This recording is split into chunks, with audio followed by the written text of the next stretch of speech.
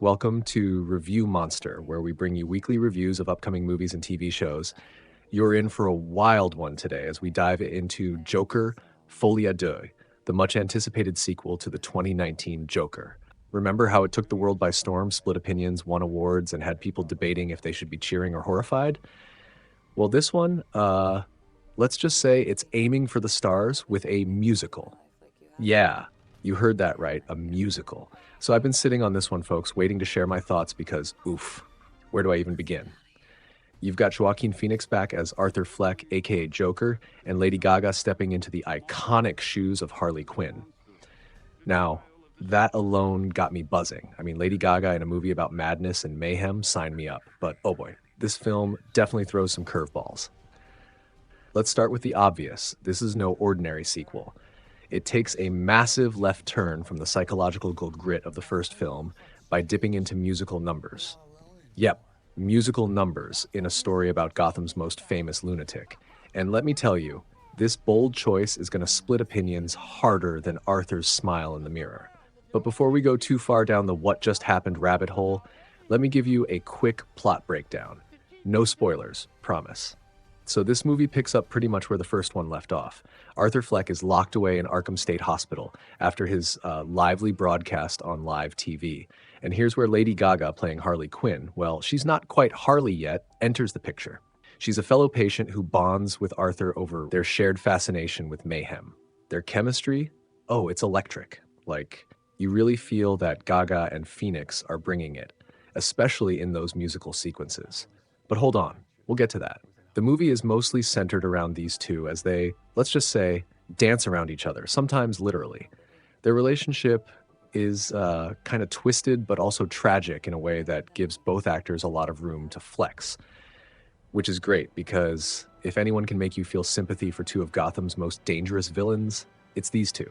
Now, speaking of flexing, Joaquin Phoenix. I mean, come on, does the guy even know how to not go all in? He's intense, unsettling, and completely convincing as a man whose mind is unraveling faster than Gotham itself. There's this one scene where he's just laughing uncontrollably, and it's so awkward, but in the best way possible. You can't look away. He's still got that creepy laugh just as unsettling as in the first film. And then there's Lady Gaga, who honestly was made for this role. She brings this raw, chaotic energy to Harley. I mean, Lee. Yeah, her character's not full Harley yet, but you can feel that it's coming. She's got this mix of vulnerability and madness that makes her, dare I say it, kind of relatable. And her singing, it's not the polished Gaga we know, but it's perfect for this version of Harley. Messy, emotional, and so real.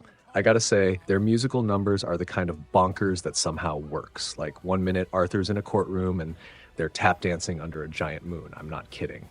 It's weirdly beautiful. Now, thematically, the movie goes hard into madness. It digs even deeper into the Joker's psyche, but here's the thing. It kind of retreads the same ground as the first one. You know, societal breakdown, mental illness, yada yada.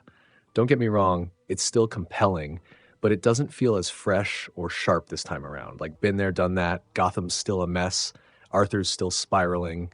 Got it. Where the movie tries to stand out is with the musical aspect. A musical in a Joker film? Yep, and I'm with you, it's a big risk. Some of these numbers hit you right in the gut. Like there's this scene where Phoenix is belting out For Once in My Life by Stevie Wonder, and you're like, am I supposed to be smiling or crying right now? And that's where the movie shines. It's uncomfortable, it's messy, and it's kind of brilliant in how it blurs those emotional lines. But it doesn't always stick the landing. Some of those musical shifts feel a bit jarring. Like it pulls you out of the dark, gritty vibe just as you're settling in. Visually, though, this movie is a stunner. The cinematography is dark, gritty, and oozing with moodiness, just like the first one. But, oh man, the musical numbers, they explode with color and fantasy like a deranged dream sequence. It's like Arkham Asylum meets Broadway. And honestly, I'm not mad at it. The set design, especially in those big musical numbers, is wild. Think vibrant orange sequins, tap dancing, and rooftop waltzes. It's both so Joker and so not what you'd expect. Okay, let's wrap this up. Is Joker, Folie à Deux, as groundbreaking as the first one? No, but it's a wild ride that dares to go places other superhero films wouldn't dream of. The performances are top tier. Joaquin Phoenix is his usual terrifyingly good self, and Lady Gaga is a scene stealer who absolutely nails the balance between crazy and captivating. The musical numbers, they're a bold choice that some folks will love and others, well, maybe not so much. It's messy, it's ambitious, and it's not afraid to swing for the fences, even if it doesn't always connect. Overall, I'm giving Joker Folie Deux a solid 4 out of 5 stars. It's not perfect, but it's daring and unforgettable, with performances that make up for any narrative stumbles. If you like the first one, or if you're just here for Lady Gaga, definitely check it out. But fair warning, it's gonna leave you scratching your head, and maybe that's exactly what it wants. And that's a wrap, folks. What did you think of the movie? I'd love to hear your thoughts in the comments. Let's chat. And if you're new here, don't forget to hit that subscribe button for more weekly reviews. Revue Monster is just getting started, and your support means the world to us. See you next time.